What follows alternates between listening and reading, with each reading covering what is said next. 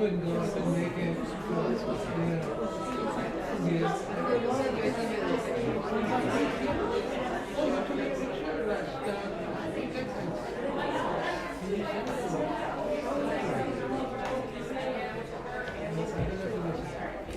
Hello, everyone. Hi, hi. Yeah.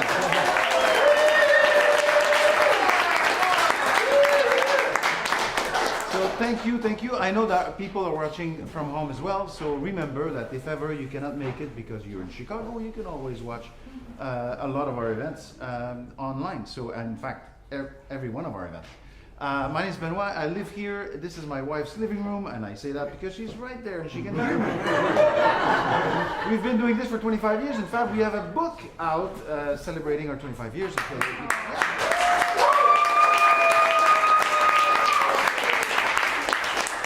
And you can have it for $25, so that's a good coincidence. It's a coincidence, complete coincidence. But I hope that you get it and that you get Doug's book as well, because that's I don't know if it's $25 or more or less, but it's $125,000 per copy. So, anyways, but and the art. So the artist this month is James Maxey. He's going to paint live one more time next Saturday for Gareth Pearson, the Australian guitarist. Because this is August is our International Guitar Festival month, and like this one is sold, but the big ones are $600, and then the smaller ones on the small table there are $150, and so he's a little bit cuckoo. So especially when you see how he makes them, it's really incredible. It must take him like 6-7 weeks to make one painting, so it's pretty cool. So hopefully you're interested in art and you can buy some. Now you come here and we're welcoming you, and we're very, very happy that you're here, and we love the fact that people from all walks of life come to Authentic Selves. It's very important because it's a it's a reflection on our community, and you are our community, so it's fantastic. And it's fantastic also that we're able to make this not a ticketed event. There's no fixed ticket price, but if you want to, you can put money in the bowl. We will not hold it against you. It's okay, $5, $10, $50,000. Doesn't matter, every dollar counts, and we want to keep doing this for many years, and we need your help because obviously from above, the dollars have stopped flowing, and so I'm just saying. So that's it. I just want to take 1 minute to demonstrate, because I don't think I've ever really told you about the ACS system. We have an acoustic control system here that's unique. It's the only home in the world that has one, and it's the one of only 8 in the US, and it's the one that has the most rooms anywhere in the world. So my wife is hopefully in there. Yeah, she is. And so this is my room as I designed it. Now you go to 11. I'm gonna go to in Germany, Western Germany, small room. It's coming up. Yes. All right. Go to 65. I won't take long. I'm gonna go now to Eastern Austria. Really, really big room. Yeah. So you hear the size of the room, like it's a different room now. Now go to 2 or 3. 2 is good. So now basically it's just a copy of my room. It's just a little bit louder, so that to help you project a little bit more, or for those of you project a little bit less, then you can still be heard. So without further ado, any questions? Like, we have 3 bathrooms. Please silence your cell phone, disable your flash. You're welcome to take pictures and share them on social media. We love that. And Lauren's going to tell you all about that. But and that's it. Your stainless steel tumbler, before you leave, just put it on the bar so that I can wash them and I don't have to go hunting for them. I'm a pacifist. And so thank you. And without further ado, the great, the one and only Lauren White.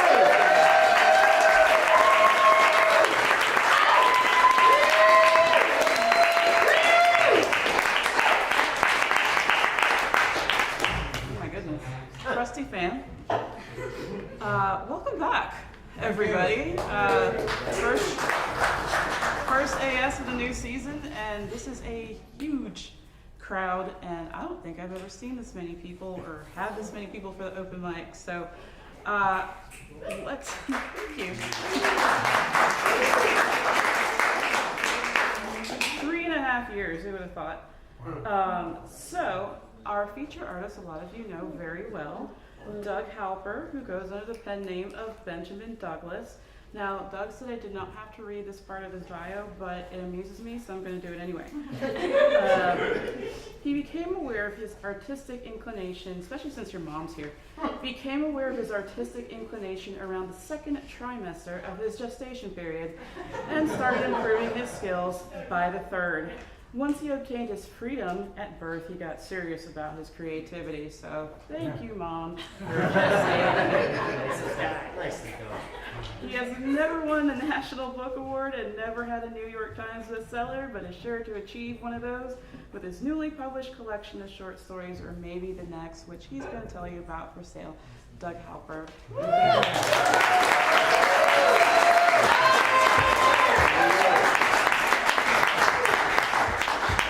I am so grateful to be here with this Timucua community. Absolutely. I actually wrote about it. Benoit was talking about these books. They're going to be out in the foyer for sale, by the way.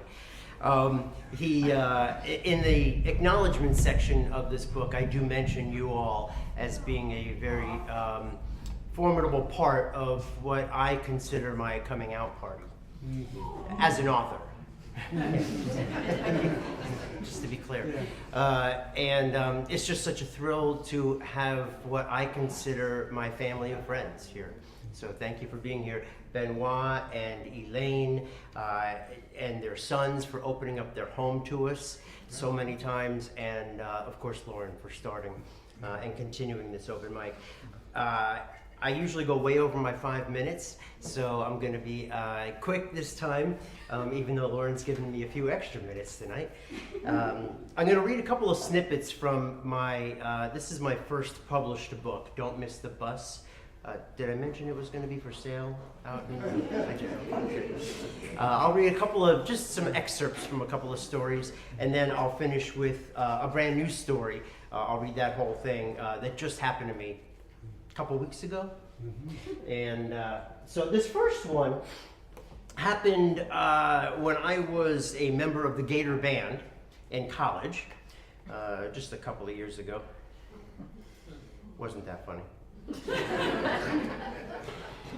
2 busloads of kids going up and down 95. Dr. Westridge had a bunch of rules, most of them unwritten but very well known.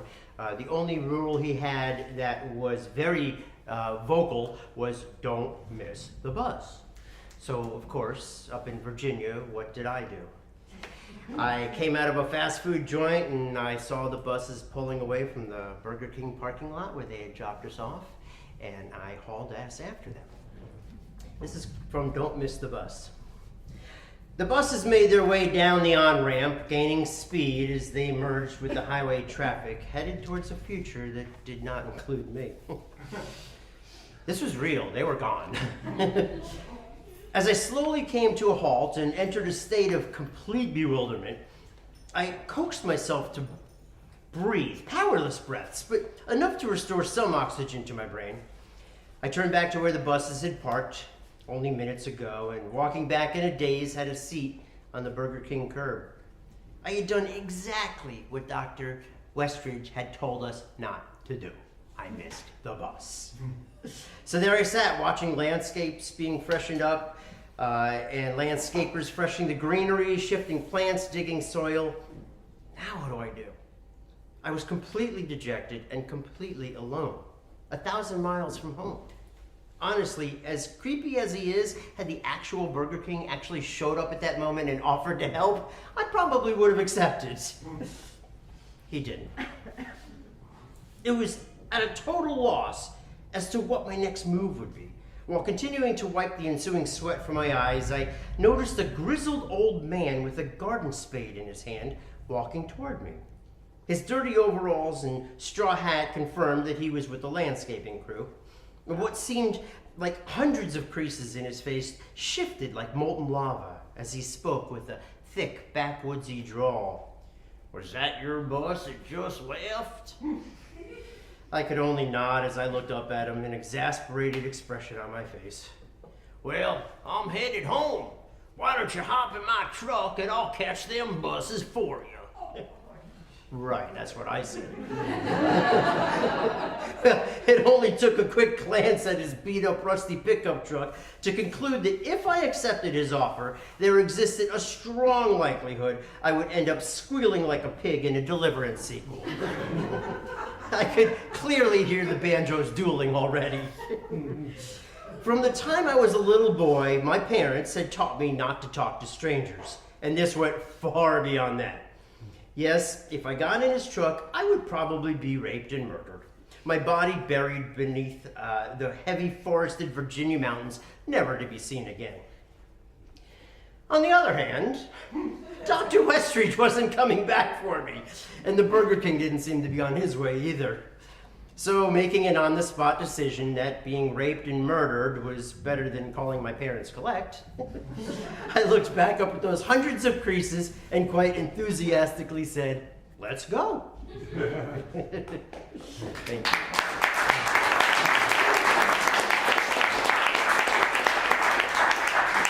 The second one is a conglomeration of my many, many, many experiences with TSA. And many of you already know that I travel for a living during the college season, which for me actually starts tomorrow at 4 a.m. before I get on a plane. And I travel to colleges and corporate events around the country, and so 2, 3, 4 days a week I'm on an airplane, which means I have had the opportunity to see a plethora of items that are and are not allowed through airport security. The obvious items, this is from a story called Slushy. The obvious items not allowed through security are what most of us would call obvious. Firearms, gas torches, hand grenades. Still, last year the TSA had to turn away 6,737 firearms. In the last quarter alone, an average of 18 firearms were found in bags going through security every day. We're not talking about checked baggage. These are carry-ons, folks. Not only that, 93% of them were loaded. So perhaps I should go a little easier on the suitcase Secret Service. My first actual confiscation occurred on a trip home from Baltimore when my microwavable bowl of chicken noodle soup sounded the alarm. That was my fault. I will completely take the blame. I mean, come on, that thing had 15.4 fluid ounces in it. They had to confiscate it. Yet most of that 15.4 was sure to be chicken, noodles, and all sorts of isolates, phosphates, and glutamates. But still, the actual liquid portion could very well have been over the 3.4 fluid ounce limit, I'll admit. There was really no way to tell other than to open it up and measure. I wasn't feeling too terribly well, and I wanted my chicken soup, but I wasn't going to get it. I do, however, have to give credit to those agents for demonstrating empathy, however, because they offered, before throwing it in the garbage, they said I could walk it back out of security and mail it home. Next came the peanut butter. Now this one caught me off guard. Regular sized jars of peanut butter are way beyond the 3.4 fluid ounce weight limit for liquids on an airplane. But certainly it's not a liquid, right? No, not technically a liquid, but it is a gel-like substance, which is another category of items not allowed through airport security. They do allow food, but it must be solid, or as the TSA puts it, the shape of the food must not be dictated by the container that holds it. Or to quote TSA spokesperson Dan Velez, if you can spill it, spray it, spread it, pump it, or pour it, it needs to go in your checked bag. Now, frosting is in the same category as peanut butter, but with a stipulation. If the frosting has already been placed on a food item and has hardened, you're good to go. Just remember that most airlines only allow 2 items to be carried on, and the icing-topped cake or box of cookies counts as one of those. So if you already have a roller bag, it's either your purse or the pound cake. The choice is yours. My third confiscated item was an ice pack. Now, you may say, duh, it's an ice pack. It's the same as water. But it's not. You are allowed to pass through security with a container filled with ice, as long as there is no more than 3.4 fluid ounces of water accompanying it. If your ice melts 2 seconds after you pass through security, you're fine.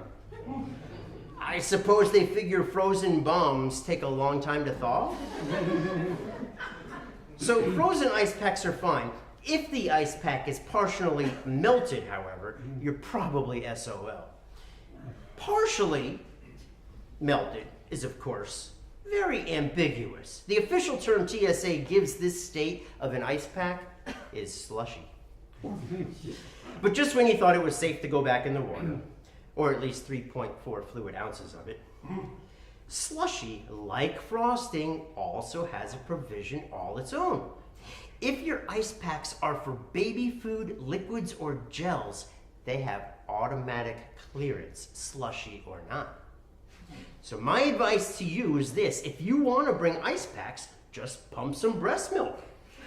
Or ask a friend if you can pump some of theirs. And get this, the baby food has to be present, but the baby does not.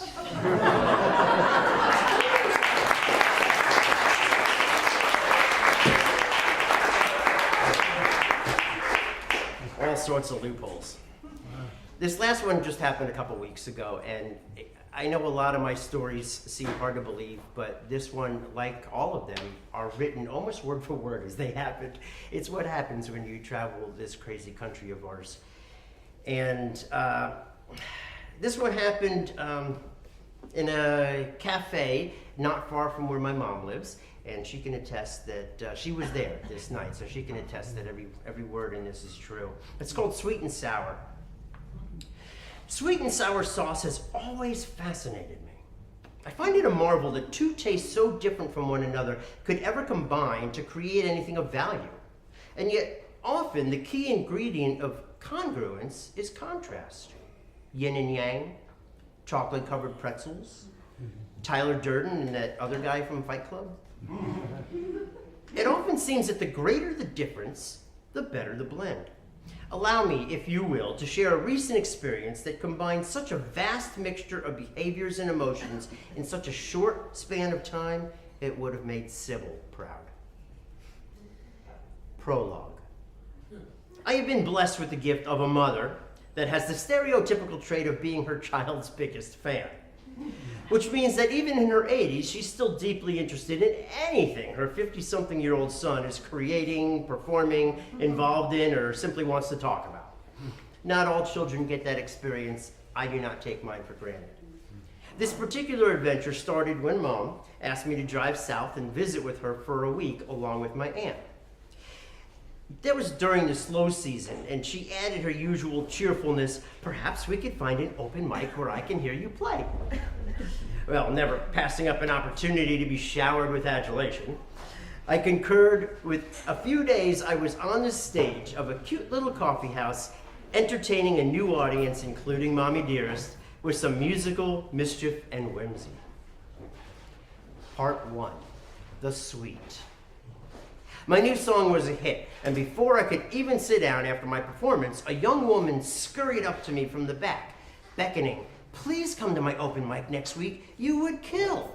It has such a beautiful stage, great sound, a very supportive audience. They will love you." Well, that's some serious fawning and flattery. How could I resist? I gave her my card, and within days she was reeling me in with some sweet talking texts. "Hey Doug, this is Mariana. I met you last week at the open mic. Here's a flyer for mine. Don't worry about the cover charge. Performers get in free. The show starts at 8, but sign-ups begin at 7, so if you can arrive early, that would be great. All the details are in the attached flyer. Just let me know if you have any questions. And when you arrive, simply look for me. I will make you feel right at home. I love your performance the other night. Please do that same song again." I responded, "Hi Mariana, nice to hear from you, and thank you for your kind words. Believe it or not, I think I'll be able to make it. I have to be back in Orlando on Wednesday morning, but it's possible I could drive home after the open mic on Tuesday evening. It'll be a late night drive, but I'll make it work." "Oh, that's awesome, Doug. I would be so grateful. Thank you so much. The whole purpose of the event is to build community. You will love that big stage and the great sound, and the audience is going to eat you up." Part 2, the sour. Approximately 24 hours before the show, I decided to check in with our open mic headhunter. Hi, Mariana. I'm looking forward to tomorrow night. I was wondering if you have, or know someone who has, a tripod with a phone attachment I could borrow. I'd like to film my performance. Fantastic, Doug. I'm looking forward to it as well. You're going to be great. I'm excited. Thanks, Mariana. And about that tripod, any chance you have one? Doug, I have no idea what people have, and today and tomorrow are very full days for me. I won't have time to look and see if I have a tripod or not. I'm super busy. If you want, there is a Best Buy in the neighborhood. You could purchase one. My schedule is just too crazy to take the time to look. Part 3, the salty. The big day had arrived, and not long after I awoke, I received another text. Hi, Doug. I have a professional camera, and I use it to tape my own sets. I'd be willing to record yours tonight. The image is amazing. You could certainly use the video as a demo. I only charge $150. But if you're interested, I need to know in advance because it will take some time to prepare the gear. Oh, I also need the money up front. I accept payment through Zelle, Cash App, or Venmo. Huh, I thought to myself, that was different. She doesn't have time to see if she has a tripod I could borrow, but she has time to gather all the necessary gear to record my song, as long as I pay her $150 in advance. Interesting. Wanting to give her the benefit of the doubt, I declined with what I felt was a fair amount of grace. Thank you, Mariana. I appreciate that offer. I'm simply looking to film it for myself. I usually do that so I can look back and see areas to improve. I just didn't bring my tripod with me on this trip. It's okay, no big deal. Well, it only took another 30 minutes or so to receive the next offer. Doug, I asked my daughter if she had a tripod with a phone attachment, and she said she does. She told me she would be willing to rent it to you for $20.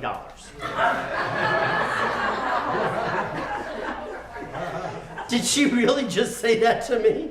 This woman, who practically jumped me to solicit my participation in her event, has at least 2 tripods in her house, one which she will be willing to use herself if I pay her $150, and the other is available to rent from her daughter. I may have been wrong, but at that very moment, I had the sneaking suspicion that the honeymoon phase of our relationship was over. Call me naive, but I initially thought the rental opportunity from her daughter was a tongue-in-cheek joke, so I playfully, in return, replied with an LOL. Looking back on it, she probably didn't find that as funny. When I realized it may have been a legitimate offer, I tried to save myself with, "That's okay, but please tell her I said thank you for offering," figuring that I would ask one of the many audience members who apparently attended the event if I could borrow their tripod for my one song. Someone is bound to have one. It's not that $20 is a lot of money, it's not. What irked me was that in this community building event, in which I was asked to participate, I was feeling nickel and dimed. It's sort of like asking me, "Do you like these donuts we brought in? They're good. You should go buy some for yourself." Part 4, the bland. Approximately 5 to 10 minutes from the venue, I sent Mariana a quick text letting her know my location and ETA. Receiving silence in return, I simply reasoned that she was busy getting the event set up. It wasn't until I entered the venue that I realized our love affair was but a flash in the pan. Her captivation had waned as fast as you could snap a $20 bill. There was no going back. You can't relive a first impression, not once the second impression has made its mark. And this situation had left 3 very distinct marks that resembled the individual legs of a home-wrecking tripod. Stepping through the venue door, our eyes immediately met, only to be followed by her eyes immediately looking somewhere else. Anywhere else. I don't normally consider myself to be very innocent anymore, but as silly as it sounds, I had still anticipated being welcomed with kindness and open arms. Or at the very least, a cordial greeting, treating the situation with some form of professionalism. Silly rabbit. Having turned her attention to another performer, I walked up to her, guitar case in hand, and waited patiently, having made my presence known and taking my place in line. 1 minute passed. 2 minutes passed. 3 minutes came and went. And with it, Mariana's body seemed to be gently rotating away from me, like one of those 360-degree restaurants on the top of a city skyscraper.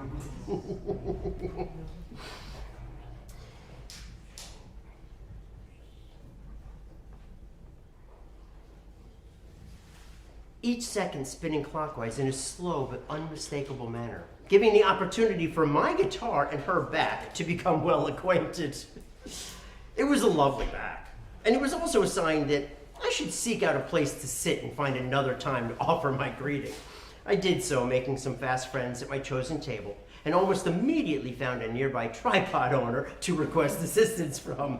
He did not ask for Zelle, Cash App, or Venmo, nor Visa, MasterCard, cash, check, or money offer. He even offered to set up the shot for me, stating that he was a professional photographer, thereby freeing me up to focus on my performance. And lo and behold, all of that seemingly for free. Part 5, the aftertaste. Huh?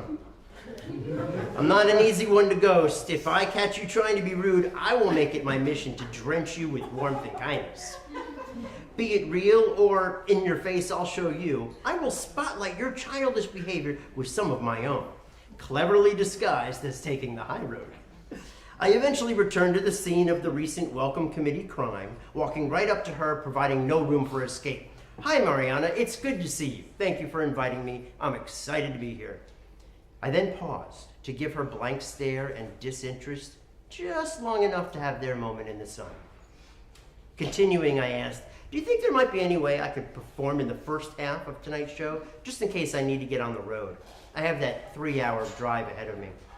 Well, what time do you need to leave? I don't have a specific time, but as the night progresses, if I find myself fading, I'll need to start the drive so I can make it home safely. Well, this event ends at 10:30, so it won't be any later than that. Great, but just in case I need to leave earlier, would it be possible for me to perform in the first half of the show? Well, what time do you need to leave by? Again, I don't have a specific time, but I have the 3-hour drive ahead of me, so it'll just depend on how tired I get. I know you have a 3-hour drive. It won't go past 10:30, so you'll definitely be able to leave by then. Got it. I'm just saying that I might need to leave earlier. Well, what time do you need to leave by?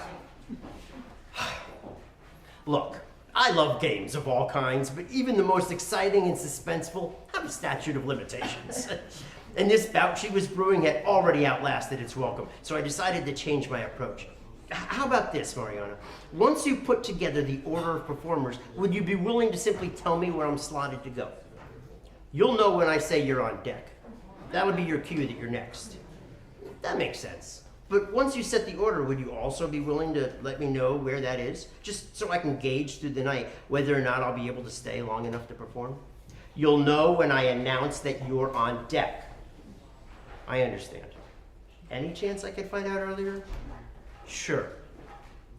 Well, I'm unable to give any of you any special recognition for prophesying that she did not, in fact, tell me where I was slotted to go. You're going to have to work a little harder than that. What she did do was put an exclamation point on the end of our relationship. In my humble opinion, I thought her delivery was brilliant. It was well thought out, spoken with a silver tongue, and just pointed enough to provide the audience with a new caveat, simultaneously giving me a secret-coded message that stated quite clearly, you will never perform at this open mic of mine, even if I have to walk through the gates of hell and start a new life there. I will not allow you 1 second of limelight. I am in control, and you can just sit there and suck it.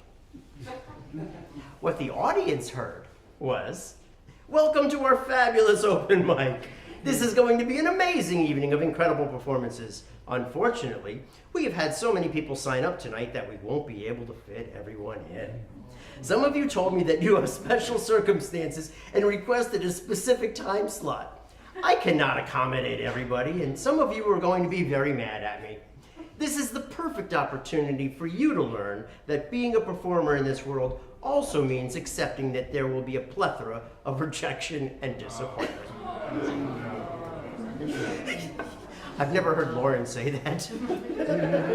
You're going to have to get used to that, so I apologize in advance, but we will have to leave some of you out. You can always come back another time and try again. Epilogue.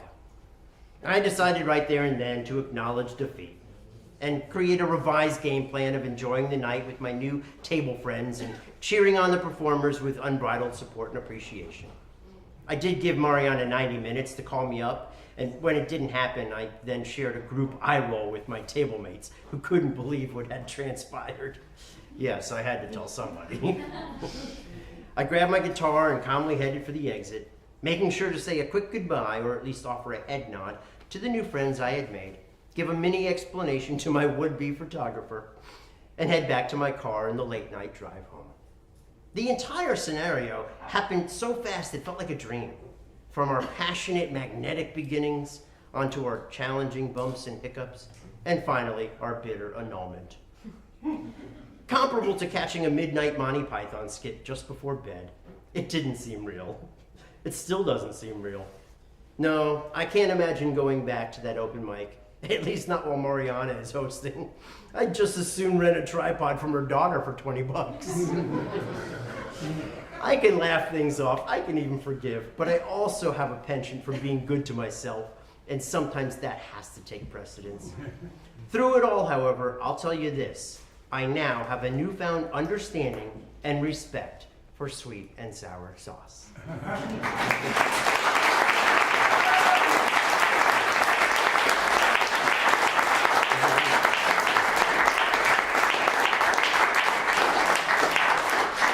This really has become a home of mine, and I'm so grateful to all of you who come, and the folks that put it on, and the folks that live here. So I look forward to continuing sharing my stuff and listening to the rest of you. Thank you so much.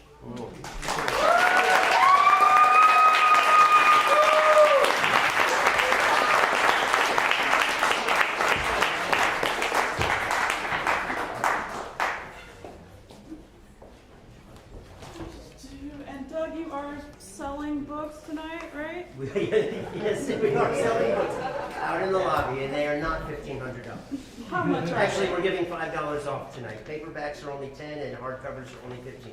Excellent. Okay, so if you would like to buy one of Doug's books, you can see him afterwards. Another round of applause, please.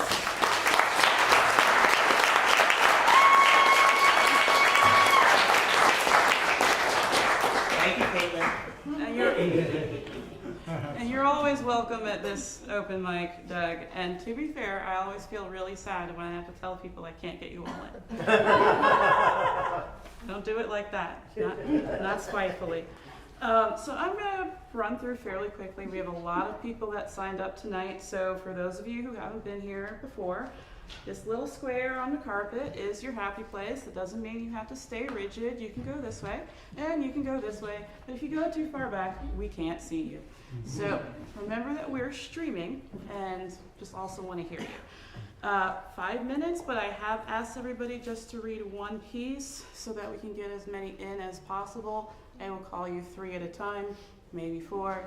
Please line up on the side so that you can be ready to come up next when you're ready, okay? So, first is going to be Nelson, then we're gonna have a duo with Glenn and Jade, and then Amy.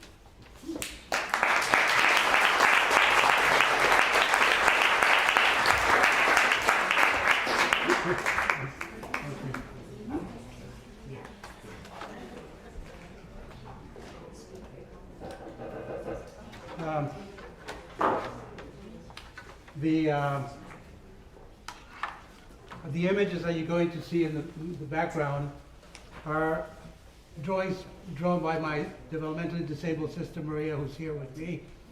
She's the real artist.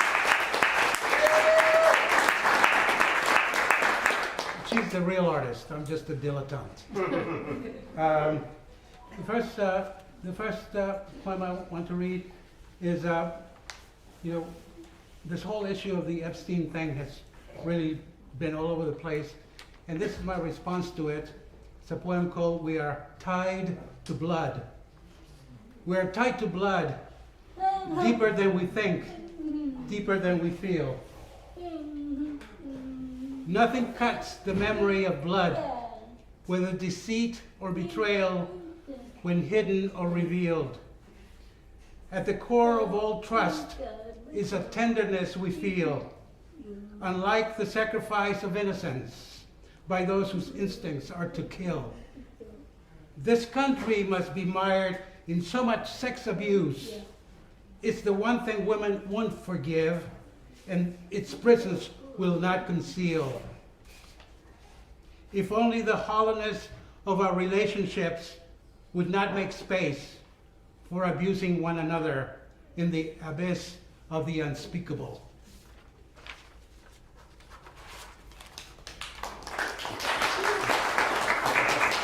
Just leave it for the end.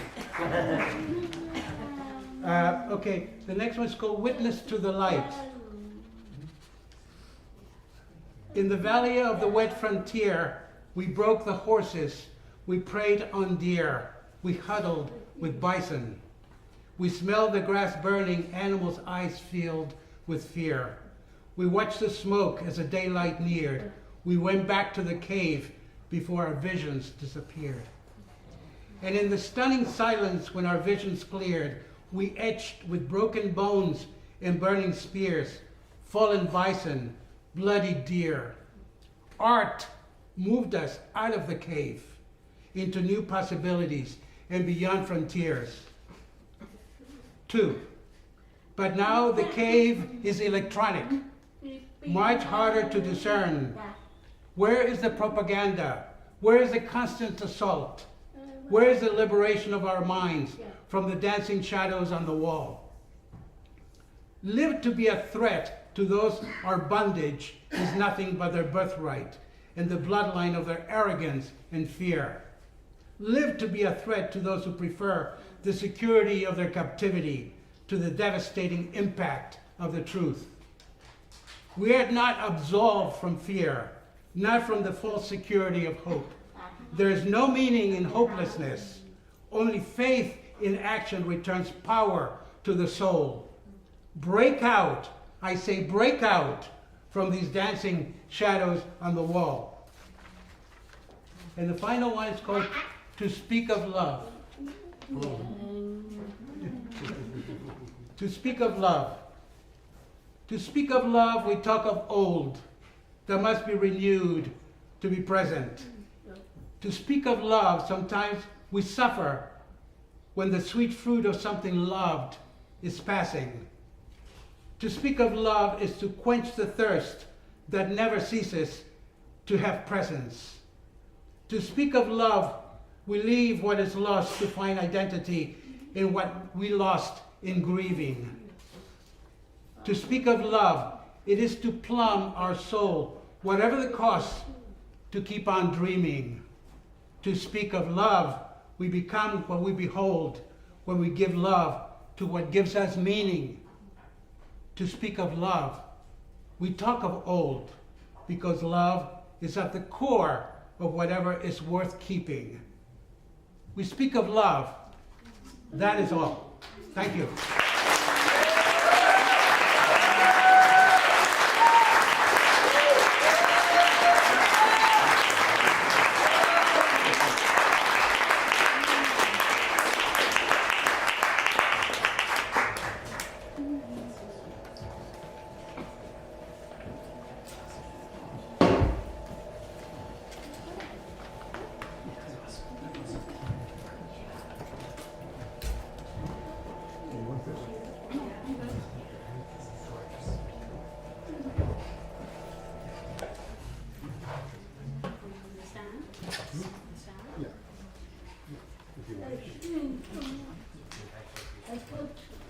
Hello, I'm Glenn and this is Jade. She has agreed to sing one of my songs. Inspired by KD, he has insisted. And I'm gonna need some assistance tonight if you guys may just a click because this guy is Speedy Gonzalez over here with the rhythm. Just can't keep it, unfortunately. So I'm gonna start, and just gonna ask if you guys can do that for me in a rhythm. Wait. All right. It's called Mama Loves to Sing. Mama loves to sing, soft and sweet. She sang in the house and out on the street. She said to me, sing your song, carry it with you, it will keep you strong. Mama loves to sing. She sang to me when I was angry. Her love will lift me up. She told me, my sweet little darling, singing these songs will take you far. Singing these songs is fun. I love to sing all day long,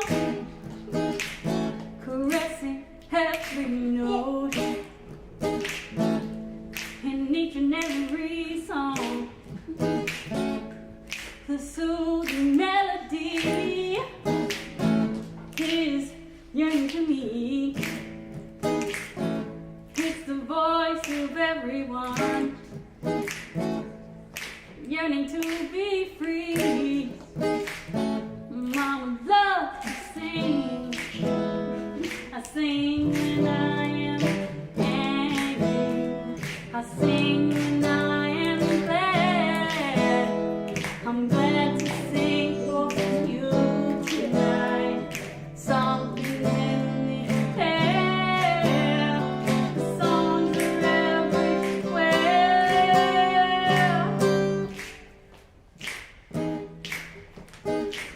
La la la la. Ooh, la da da da.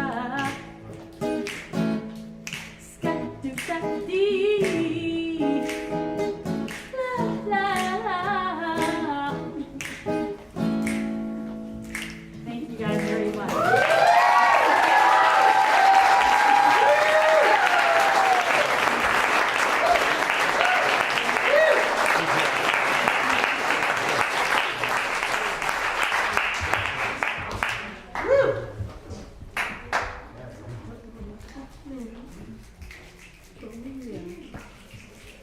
Hi, my name is Amy. I've lived most of my life in either Tennessee or Florida, so I'll come in and out of my accents.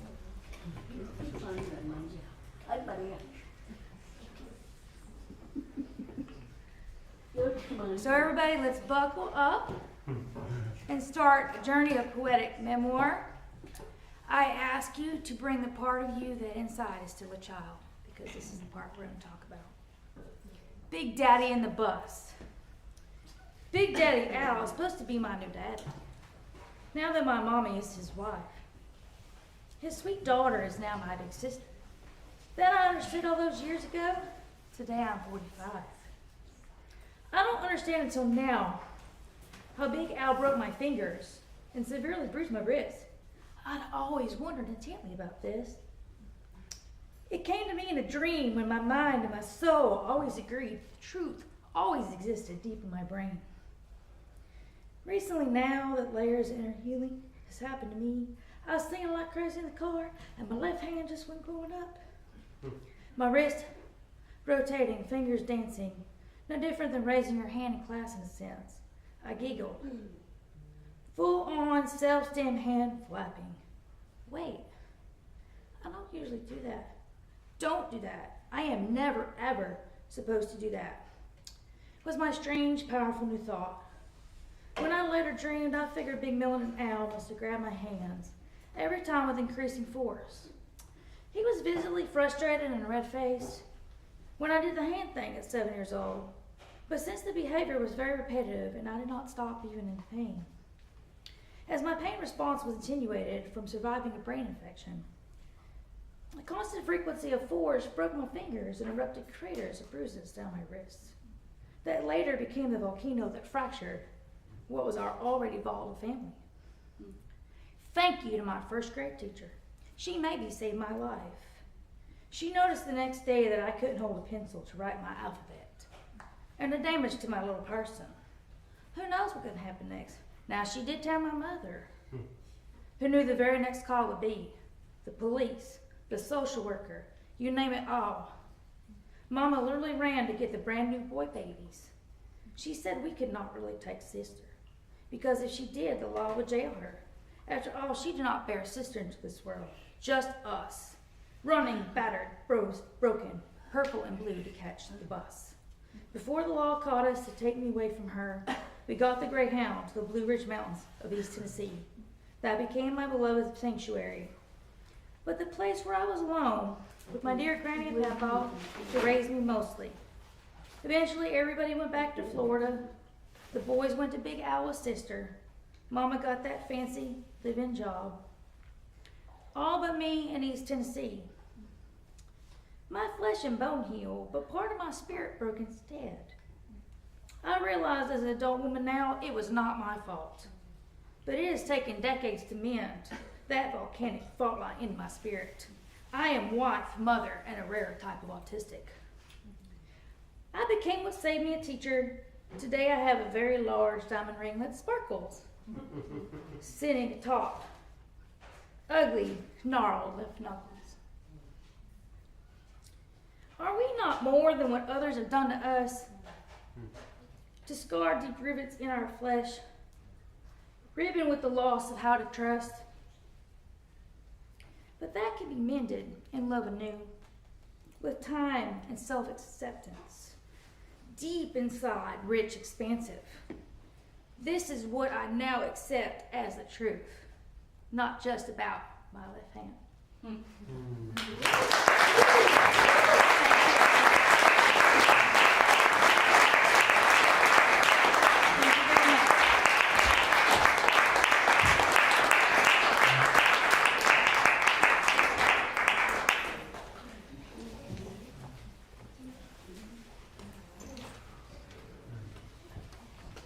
One of the things that I appreciate about literary arts and then also this show is that we see a little of everything. So just in our first 3 performances, we've had some music, some ekphrastic poetry, some healing poetry. So appreciate all you guys. I love the vulnerability and the versatility we see in here. Next 3 are going to be Jude, Courtney, and Elytra. I think I said it right.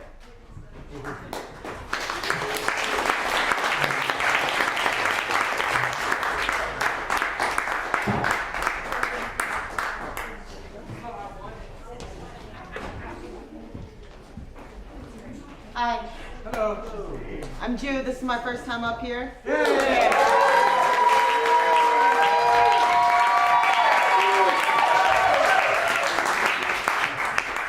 I like to give a little bit of background. I live here in Florida. I was raised by my grandparents. I spend a lot of my time traveling up around Florida, doing different things to fight for different marginalized communities. I go up to Tallahassee and I testify against harmful bills, and I read poetry.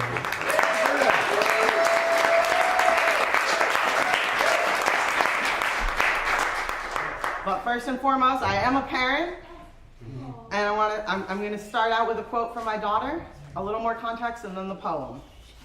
I was having one of those days yesterday, literally yesterday, and my daughter comes up and starts talking to me, and she's 7, so it's like, do you have to be talking to me right now sometimes? And yes, she did, because she goes, I hope we win the protest stuff eventually. Just keep trying at it. And it's something I needed to hear. And I almost didn't listen. So it's just a reminder to listen to our children when they talk. This piece is about the shared struggle of the genocide of the Palestinian people and detained immigrants in state-sanctioned concentration camps here in America and Florida. Yeah. It is also a reference to Martyr Rifat al-Harir's poem, If I Must Die, and utilizes some of the imagery from that poem.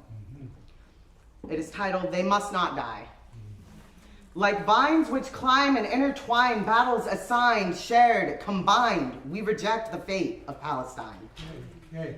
The soil remembers the taste of blood seeded from children, the innocent, the misunderstood, taken from the chance of manhood.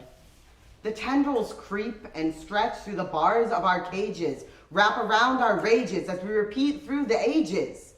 The leaves, they cup the faces of the men stolen, forgotten, left to spoil and rotten. Beaten, bruised, fruit left for the flies, we abandon the accused for baseless lies. There are no keys, not for zip ties, no unlocking this guise of freedom's demise. Just our voices, our fight against the plight. Cut the vines, break through to the light. Bring the men home, do what is right. Let us all look up to a free sky and find hope in a white kite. Yeah.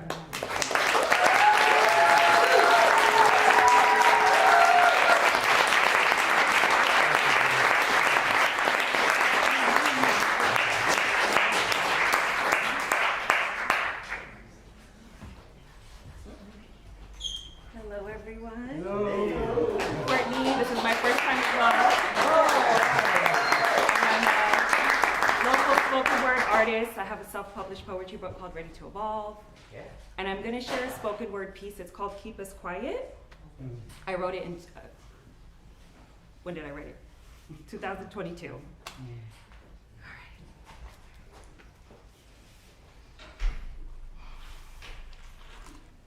Dear God, I feel caged, but like a bird that cannot sing or chirp, beak strapped shut with duct tape.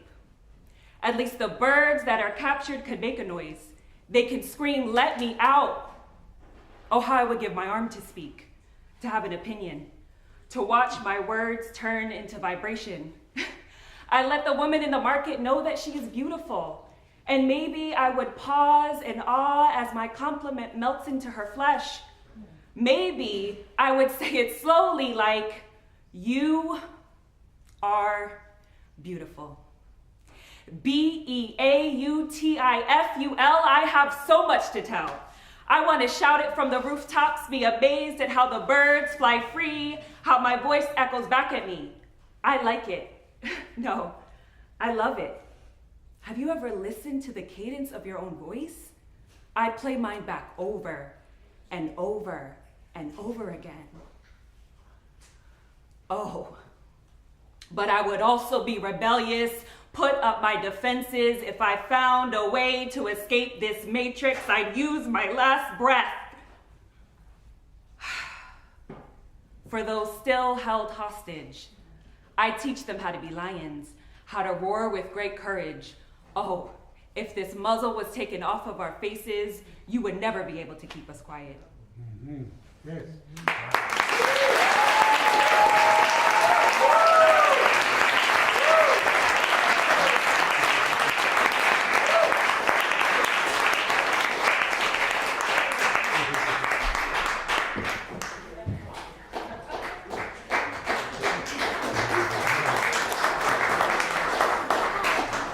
So you did say my name right, actually. It's Elytra, which is really, really rare. It's actually become kind of like a hobby to see how people are going to pronounce my name the first time you see it. I am unbelievably bad at naming my own poems, so I've kind of given up on that venture for the time being. I'm just going to call this one, this one.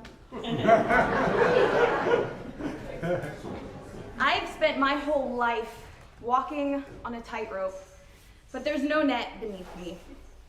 In fact, I am the net, the one who saves the day, the one who catches the broken pieces as they fall away. I am walking on broken glass, and I keep being handed weights, pressing me down, shards digging into my skin, but I keep a smile painted across my face. I'm okay. It's not too much. I've got this. I am barely holding on. But what choice do I have? The entire world is resting on my shoulders, and I have no choice but to keep holding it up. Atlas has nothing on me. Everyone loves to say that they are their own worst enemy, but self-sabotage and I have been in a torrid love affair for as long as I can remember. Oh, sorry, I definitely just lost my place.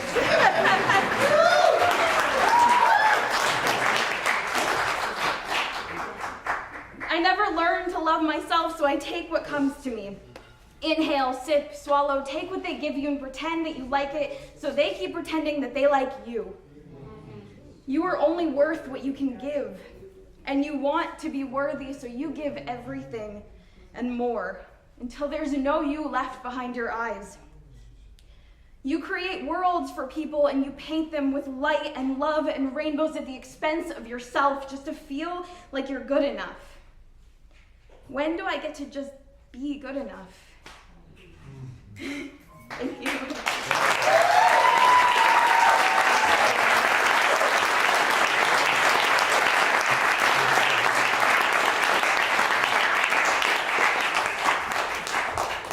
Please, everybody, silence your cell phones, please. I hate when he does that. But you like me, don't you? Still, love you. You always scare the crap out of me, though. Thank you, guys. All new faces. Loving the newcomers. Those were some hard-hitting ones. I have forgotten, if you signed up for the open mic and I have not seen you, like you have not come in and told me you were here, please come to where I'm sitting in the second row and let me know, please. Hey. So, next three, Kylie, did you make it here? No. Okay. Jennifer, Jose Vargas, and I'm going to say this one wrong. Yael? Did I get it? Yeah. Sweet!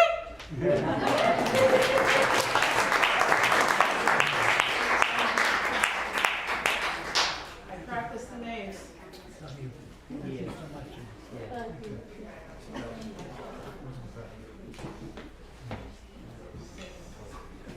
Hi, good evening. It's Hello. my first time here.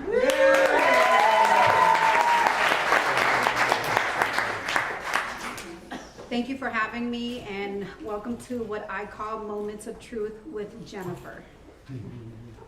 I've smiled, I've laughed, I've cried. I've held my posture with grace, all while crumbling inside and in the most dangerous way, the silent way. And yet, I continue to spread kindness. I'm frequently asked, how do you manage to spread kindness, even on a bad day? I simply pause and reply, don't ask me how, ask me why. I'm on a healing journey. I'm simply trying to heal. You see, I lost my brother to suicide 2 years ago. And when I lost him, I lost a part of me. And these acts of kindness allow me to feel free.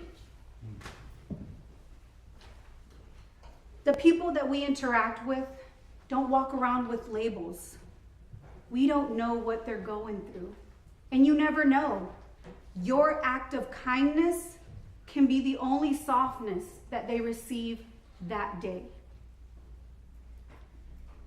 I'm not trying to heal to be able to handle my pain, my trauma, my anxiety, my depression. I'm already used to those. I'm healing to be able to handle joy in order to accept happiness back into my life. I'm learning that each scar tells a story, a tangible reminder that healing has occurred, but the echoes of the past linger on, shaping who I am, allowing me to see my true purpose. I want to show you and others that while we can't control our traumas, we have the power to choose how we heal. But first, you have to think you can. Once you think it, you can believe it. Once you believe in your capacity, you know that you can.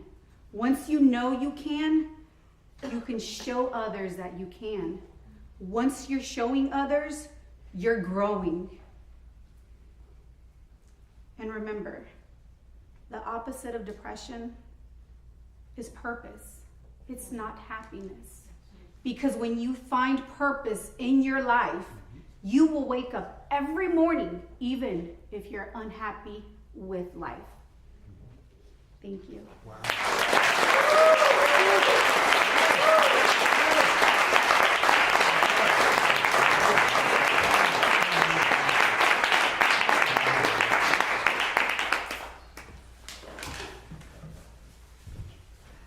Hello everyone, my name is Jose Vargas.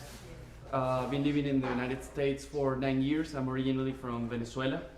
Today it's the first time I've been writing poetry since I'm 14. I'm currently 28, and this is the first time I ever recite something other than with family and friends. So thank you for having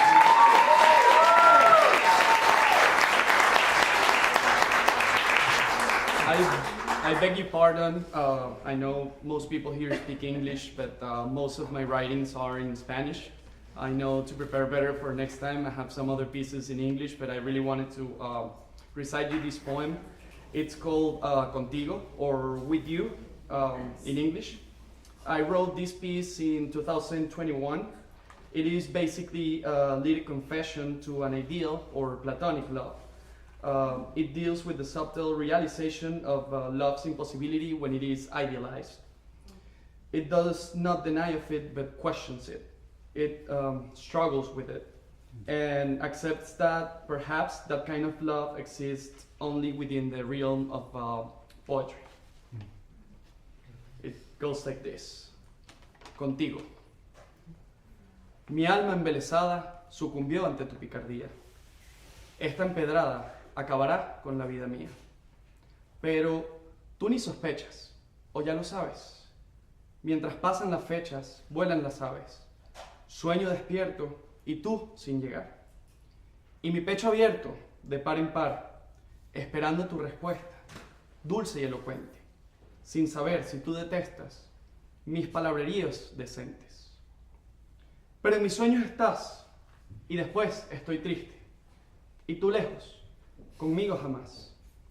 Y si ya otro te desviste, abarrotas a mi mente y desapareces veloz, y yo sonriendo tiernamente, sin advertir la verdad atroz. Es que, aun si tú me quisieras, no estaré yo a tu lado, ni porque tú así lo prefieras, pues soy un hombre disipado. Al tenerte junto a mí, caeré en otros amores, mientras desfallezco por ti, solo entre letras y flores.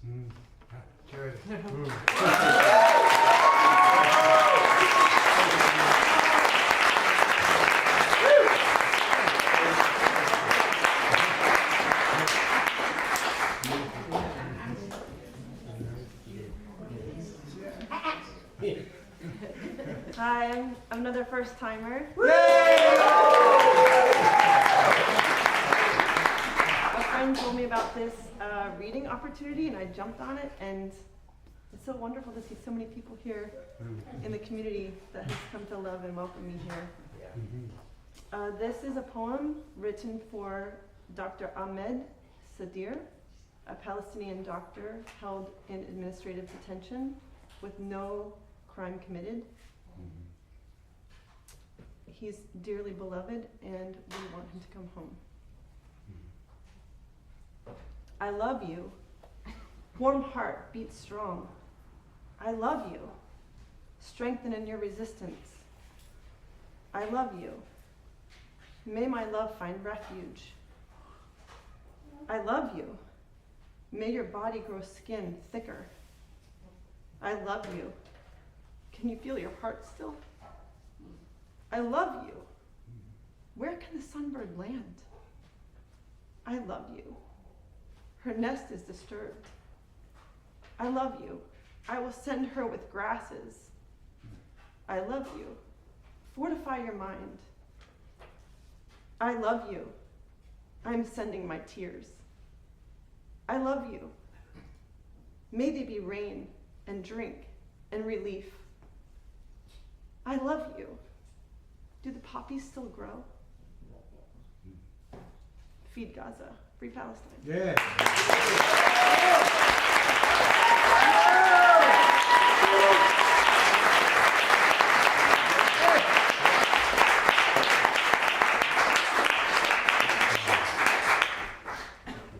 Thank you again to all of our first timers. And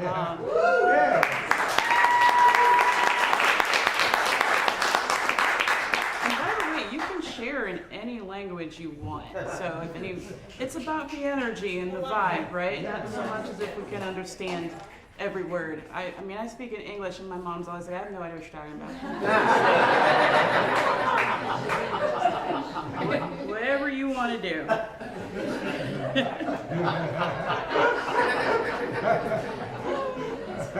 So next three, Groetry, so alias there, and Tiana and Kaisa.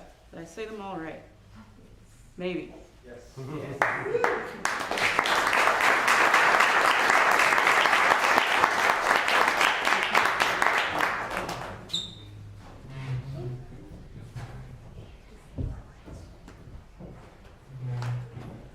Hello, everybody. Hello.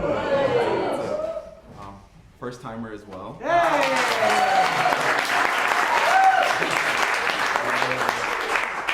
So I go by Groetry. I try to say poetry that helps people to grow. And shout out to my friend Courtney, who was up here earlier, who told me about this event tonight. So this, and I haven't done this in a minute, so I'm thankful for this moment. This is about me just having a conversation with my father. He is Trinidadian, and sometimes growing up in that culture, Caribbean culture, it's a little tough to talk to your parents about certain things. Yes. And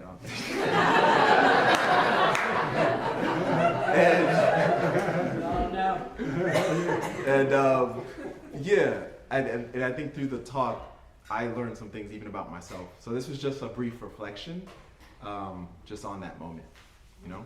Okay. Had to talk to my dad about how he talks to me. I could see that through the conversation, he was being set free.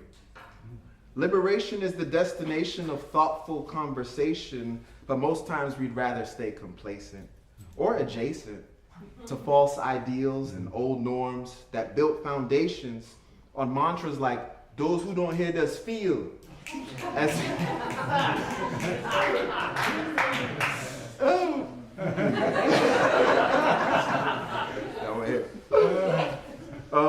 those who don't hear us feel, as if your listening was ever real, or mine too. Something I picked up from dude.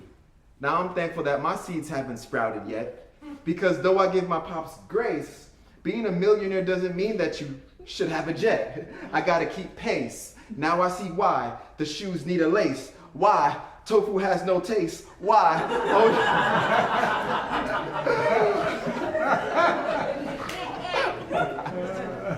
You guys are a good crowd.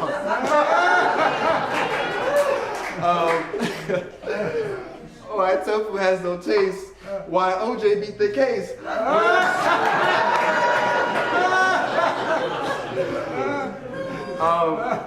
But when I started to be amazed by my own glisten, I finally started to listen.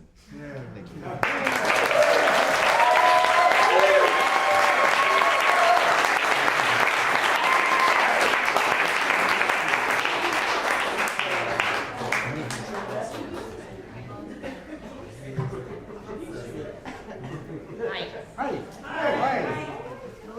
My name is Tiana Mercier. I also have never been here before.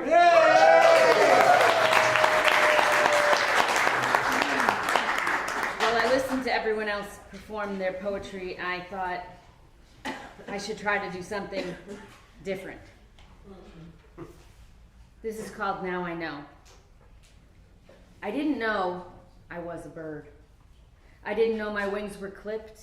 I didn't know the little metal band wasn't always around my foot. I didn't know my home was a cage. Now I know.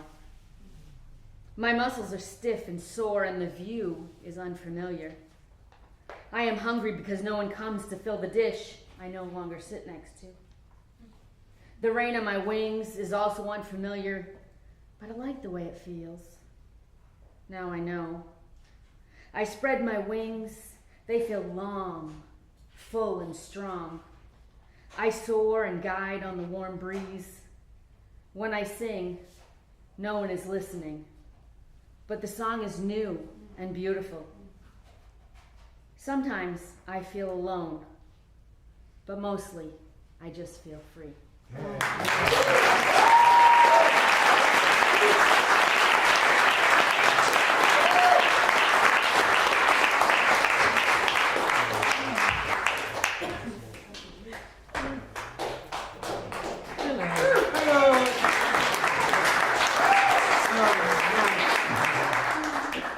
So my name is Kaisa.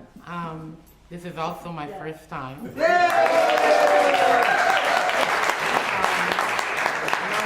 I do, if I go other places, I do poetry. I'm used to writing poems, but I decided to try my hand at a short story. So I love this crowd, so I said, let me try my short story here. Thank you. I'll just start it. It's called The Back Scratcher. At 3:45 a.m., I felt my mind fully emerging from the tormented depths of what should have been a peaceful night's sleep. I thought I had done everything right to achieve what had been eluding me for many months. My greatest desire was a full night of rest, free from disjointed dreams, bathroom trips, air conditioning adjustments, scrolling on social media, and futile attempts at poetry, which could sometimes be described mediocre at best. I had taken a shower with lavender-scented body wash because Google said lavender promotes relaxation and has positive effects on the limbic system. Yes, I then had to Google what the limbic system was. But I did and was satisfied that lavender was a good choice. I turned the TV and the lights off, used my softest sheets, put my phone on the dark screen, then turned on ocean sounds. I did breathing exercises and focused on the sound of the waves to try to quiet the mind that still wanted to ponder, what will traffic be like in the morning? Why didn't I put gas in tonight? Where was my other flat black shoe? Another Star Trek movie is coming out, and other life-changing matters. After a while, the ocean waves were triumphant, and I fell asleep, hopeful that I would see sunlight pouring through my blinds when I next opened my eyes. But alas, that was not to be. At 3:45 a.m., I was instead waking up because of a prickly tingle in the middle of my back. I tried to ignore it, but the tingle became insistent and turned into an itch. Annoyed, I reached my arm around my back to scratch it so that I can attempt sleep again, only to realize it was out of my reach. It started to feel as if some sort of microscopic creature was nibbling on the back. So I got out of bed and tried to use a brush to reach it. The brush was also too short. At this point, I was desperate. I backed up against the frame of my bathroom door and tried to scratch it that way and hopefully destroy whatever I assumed was using my back for a midnight snack.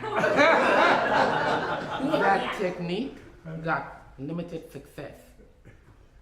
In a moment of absolute frustration, I felt a deep sense of loneliness overtake me because I thought how sad it was to have no one to scratch my back. Yes. My children were sleeping, and it had been 224 days since I've had a husband to scratch my back at 3:45 in the morning. Here I was, a widow without the foresight to get a back scratcher. While it may seem silly to shed tears over an itch to the average person, anyone who has suffered such a loss would probably understand and relate. It's the little things that take you back. a phrase, a silly joke you once heard them tell that someone repeats, a smell, seeing a trailer for a movie you would have watched together, or knowing it all that you are, that he would have rolled over, scratched that spot out of your reach, and we would both have found sleep again. Well, just like the ocean sounds coming from my phone, grief and circumstances come in waves, and this one shall pass. The tide comes in at night, water fills what was before the shore, just like in that moment, tears filled my eyes. But morning came, the sun rose, and I went and bought a back scratcher.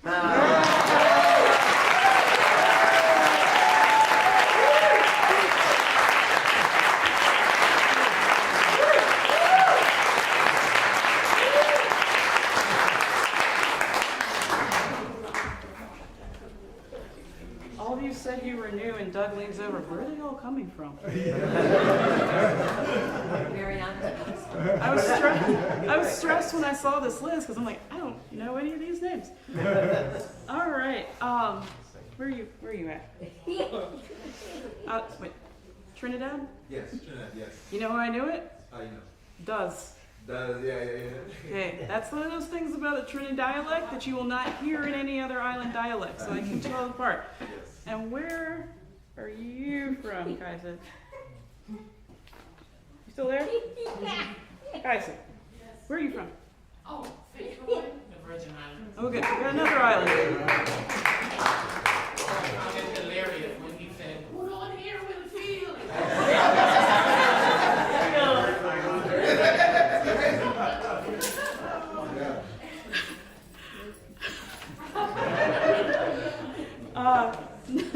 I'm sorry. Y'all had me laughing a lot tonight, and I was having a bad day, so I appreciate it. So, next three. Let's see. Cedric, Bethany, and Big John Study. Gotta say all three.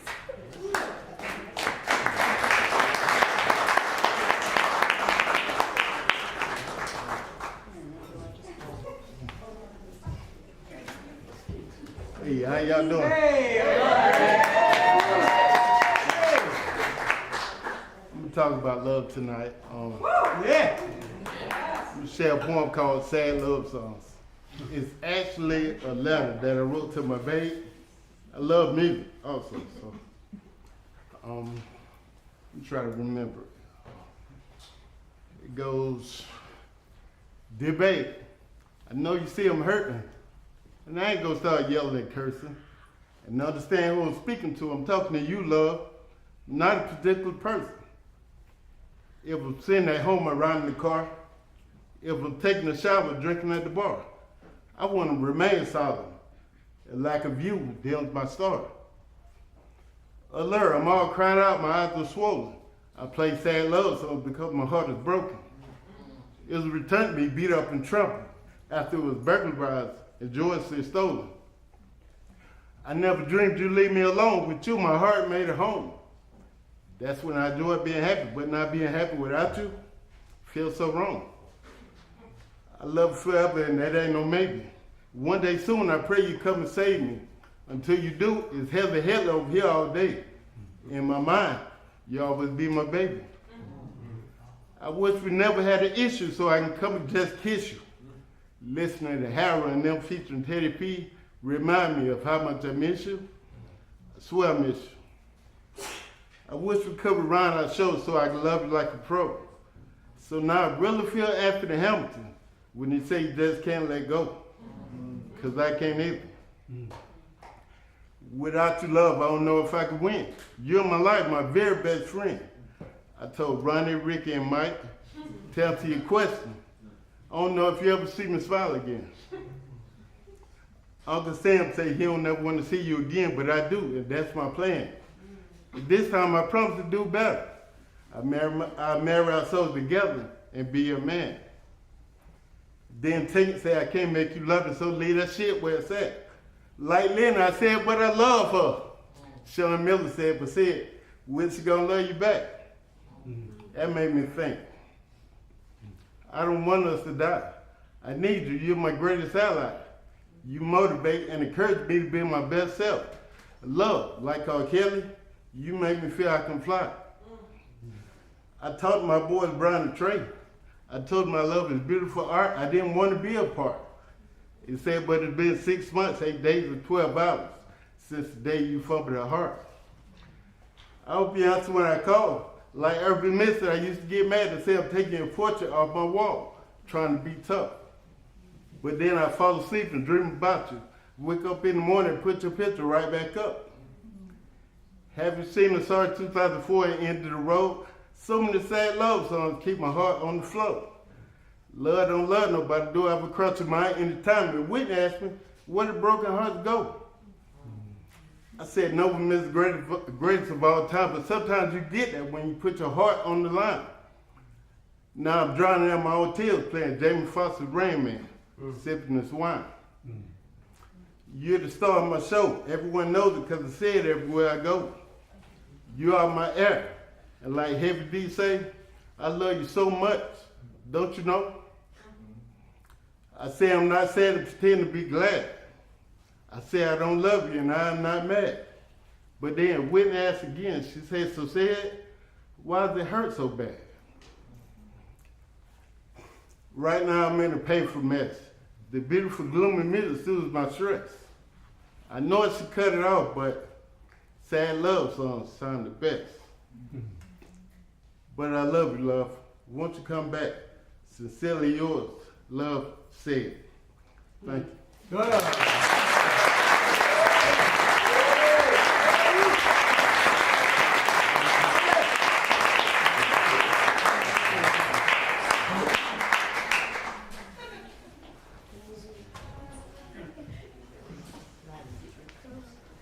Hey,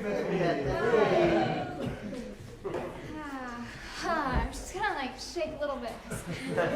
Most parts of me know that I'm really excited to be here, but my body is afraid because it's an organism on the earth. So I'm reading a poem called Honeycomb Back, I Missed You.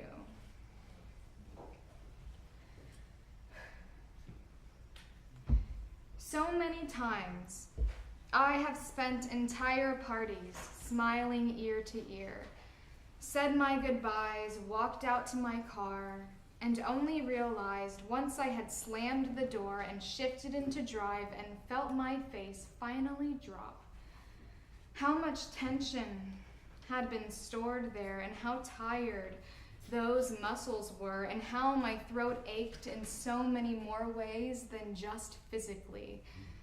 How shallowly I had been breathing this whole time, to what extent I had vacated my body completely and proceeded through the gathering, not just submerged in, but ingesting, absorbing the thick atmosphere of everybody else's voices and thoughts and personalities and feelings and stories and preferences and facial expressions. And God, I felt like I was not God, that's for sure. Agreeability no longer agrees with me.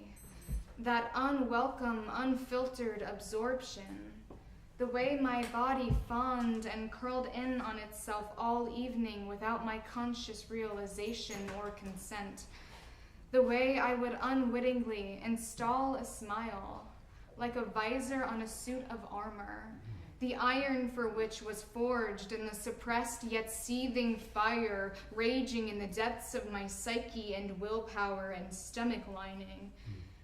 The way that I sensed, yet didn't fully notice, how my own tongue would take on the taste of acid reflux and corn syrup, bubbling up from the forcibly installed factory, reluctantly producing it in my solar plexus chakra. Machinery which had overtaken the most powerful and gentle, the most beautiful and fearsome and free of my inner landscape's naturally occurring features. The way I forgot that I am a bumblebee here, that I do not have an artificial corporate quota to meet, that I do not need to stress about how my performance will be received by my hive or my company. Nor must I manufacture a product sufficient to please the customers expecting it from me, because I actually so organically create sweetness and contribute benevolently to the vibration in my environment without even trying or thinking or scheming, especially without trying or thinking or scheming, and without smiling on cue, god damn it.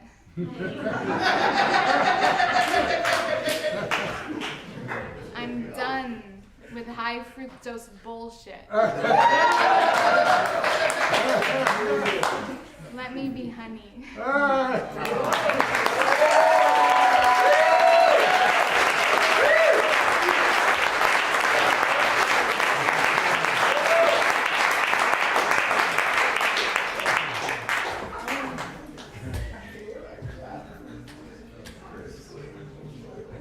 If you love poetry, say yeah. Yeah. If you love Tamukwa, say yeah. Yeah. If you love Lauren, say yeah. Yeah. Good evening, you guys. My name is Big John Study. I'm known as the poetry rock star. Now, before I rock this piece, and I'm only going to be doing one piece tonight, I have a very quick joke for you.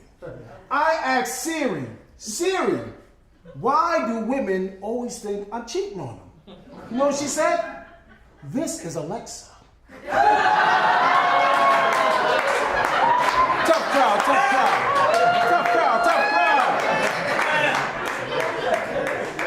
I want you guys to please repeat after me and just say, passenger 11B. Passenger 11B. Enjoy. I was sitting on a plane and on walks this plain Jane, as some would describe, but she was a vibe. Looking like she was a bride from the tribe of Benjamin. She had just arrived on time. I closed my eyes, pretending to be asleep. I was praying and he lusted me would flee. She had the whole cabin's attention. Did I mention every man was sweating that was sitting next to an available seat? I held my breath and I closed my eyes, waiting for her to walk past, but she sat down in the seat that was next to me. Passenger 11B. Noble, regal, gracious. No makeup on her face, just a few on bracelets. A white linen shirt, handmade, long skirt. I peeked at her through my eyelids and didn't say a word, because every insecurity I had was heightened. I wasn't frightened. I was just aware of every flaw of mine. You know, the moles around my eyes, my oily skin, did my forehead ever shine? Or was my shirt making me look like I had man boobs? I should have put on my grown man shoes. Instead, I was wearing some sandals. Pretending to fall into a deeper sleep, I slumped my body up against the window, carefully peeking at her attempts to fit her full hips and thighs inside her armrest. This is what I call cabin pressure. Beautiful skin without wrinkle or blemish. Bodies walk by in the aisle and smile, and that's including women. Her perfume lifted off her skin in the cold AC air, entering my nostrils like sweet-smelling incense, though it could have been coming from her hair. But she periodically let out a subtle sigh as if her body was reaching new levels of relaxation. My mouth was watering as my imagination was running wild. But deep breaths in and out allowed me to let go of my erotic, chaotic thoughts for now. But I was definitely on board this flight, and I fight not to say a word. But thoughts unravel as we travel through the clouds. Was she adventurous? Was she exploring new places? Was she headed for an exotic final destination? Was she going to see family? Was her trip business? Man, I'm tripping. I need to mind my business. But these are just some of the things that were going through my brain. Like some of the questions I would have asked if I thought the interest was the same. And it wouldn't have been, what's your favorite color or what's your zodiac sign? I was more inclined to find out if she was kind. Like if she was aligned with the divine. I knew she was fine, but did she eat swine? What were her fears? Where did she see herself in the next 5 years? She probably thought I was hungering for what was between her legs, but I was yearning for what was between her ears. Was it fear, insecurity, or pride? Or did I want her to just sit back and enjoy the ride? Will I be filled with regret when this plane lands and she takes off in jets? but I said nothing. She wasn't compelled to speak. I held my peace. I was quiet as a church mouse nibbling on cheese when the plane landed. She got up to leave, but she turned around and she looked at me. And she said, "Thank you. I know you're awake. I know you've been pretending to be asleep this whole time for my sake. I appreciate you letting me relax. This ride was therapeutic. And I must admit I was laughing to myself because I didn't think you'd be able to do it. But now I'm off to the noise. The cat calls from the young boys, the whispers, the stares, the infringement on my personal space. No one cares. But this flight has been a revelation. And I want to thank you, sir, for giving me a real vacation. I opened up my eyes, I nodded my head, and then I closed them again. But her and I would have made good friends. Passenger 11B, the end.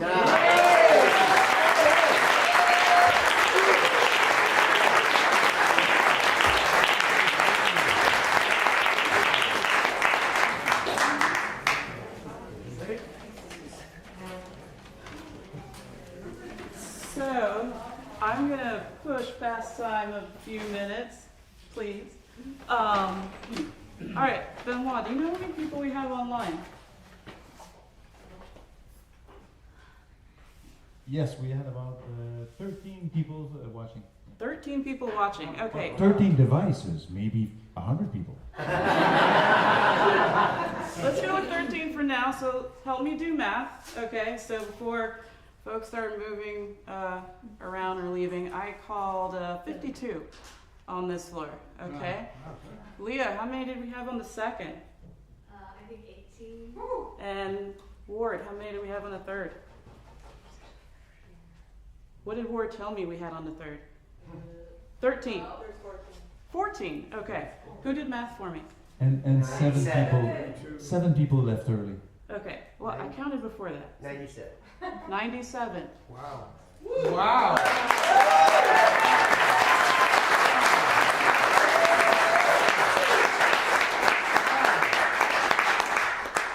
You guys are great.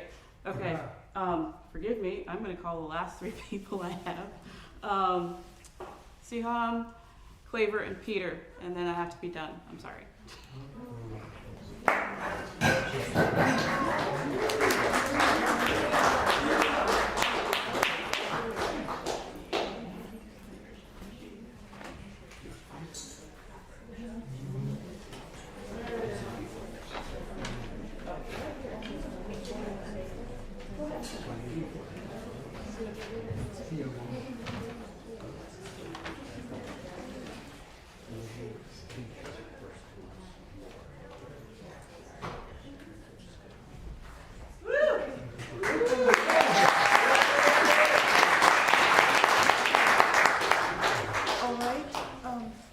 I'm just going to start out to read.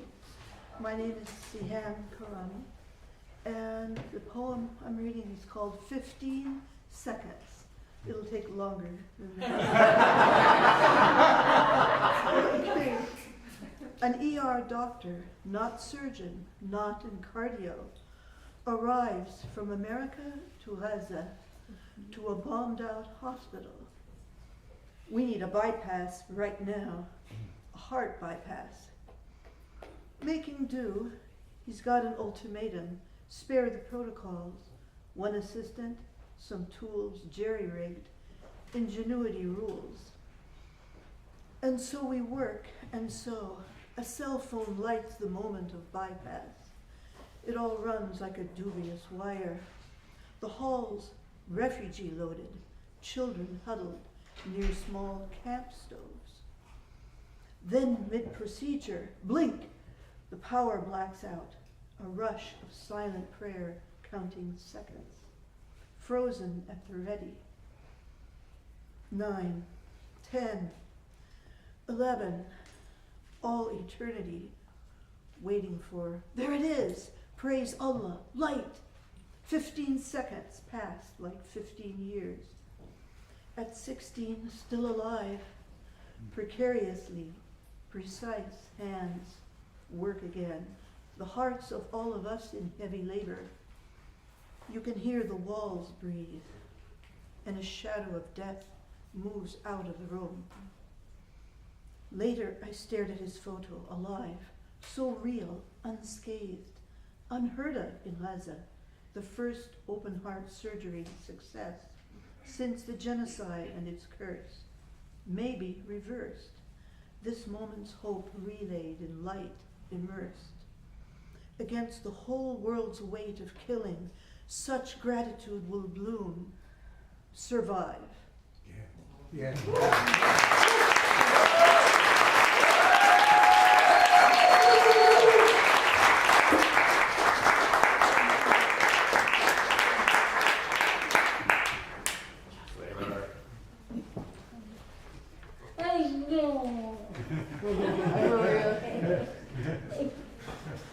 Lavvy savvy.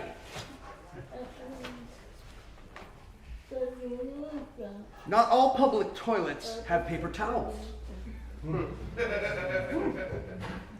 Went into a gas station facility. There was Billy at the sink, baptizing under faucet with the homeless papoose. Abashed, thinking I wanted the sink. Sorry. Don't worry, I replied, loving his Latino eye with my own. Maybe his name Guillermo. We didn't exchange names. I said I just needed a paper towel. He unzipped bulk of his backpack and fished out clump of brown napkins. A boy has to wipe his knob. Penniless doesn't mean slob. He handed me his napkins. Are they enough? Yes, plenty. I told my christened pauper, so generous. Wall dryers aren't effective at all for your pecker. When chum refuses to reproach squid.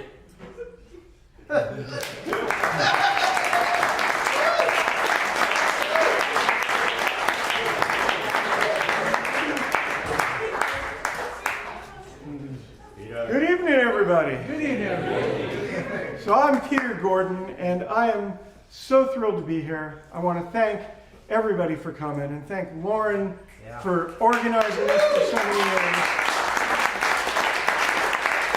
And then Ross for inviting us into their home. Back in May, end of May, I was at my 45th college reunion. Yes, I'm that old.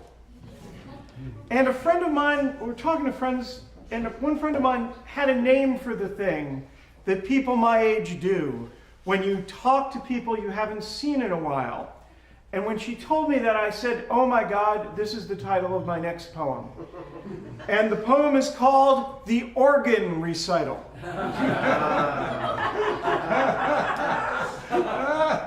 When I meet college friends these days, before we talk old times, we talk of health, aches, pains, disease, how we're not in our primes. A hernia here, a hip replaced. One friend now needs a cane. We list each part that needs repair, each sprain and cramp and strain. Lift shirts and skirts to show our scars. You've been there. When we start, we don't stop. Share surgery photos on phones. Your joints crackle and pop. Yes, lungs are wheezy bagpipes now. The heart beats off the beat. Arteries flow so very slow. Soon life will be complete. A Bach toccata fills the air. That minor key, so bold.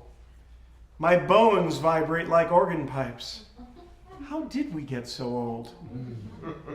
Yet we can laugh, and we can toast to love and friendship dear.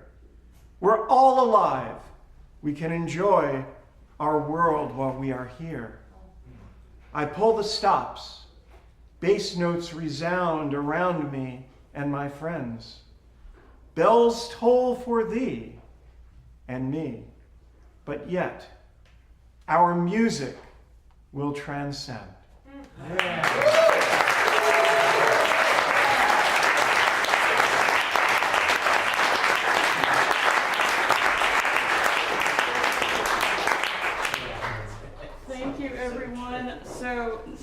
57 people. That is our biggest show in our 3.5 years.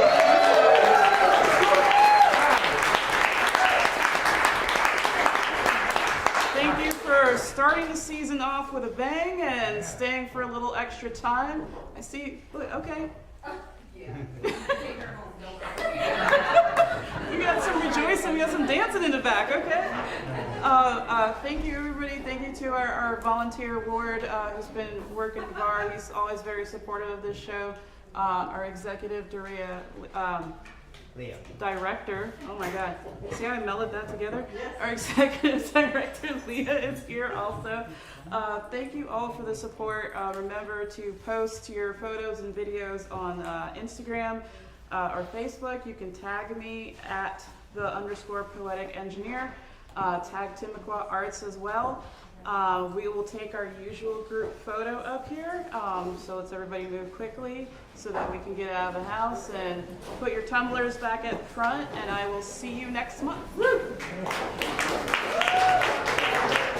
don't forget Artist Circle, September 17th. Artist Circle also allows poetry. That's not far off. It really isn't.